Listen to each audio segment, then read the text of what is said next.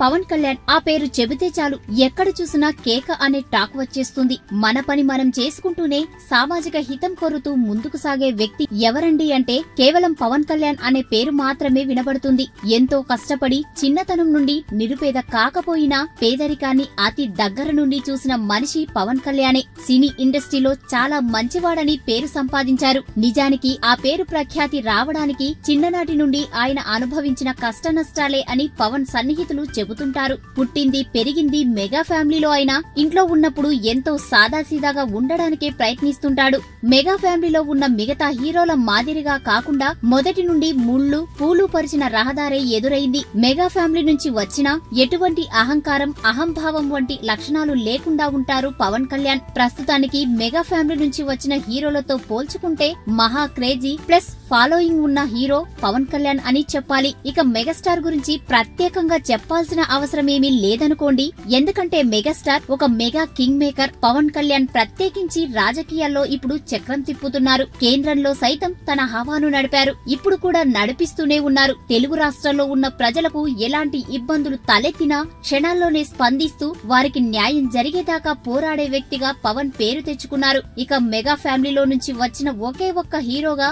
పవన్ కళ్యాణ్ కే ఆ బిరుదు దక్కుతుంది.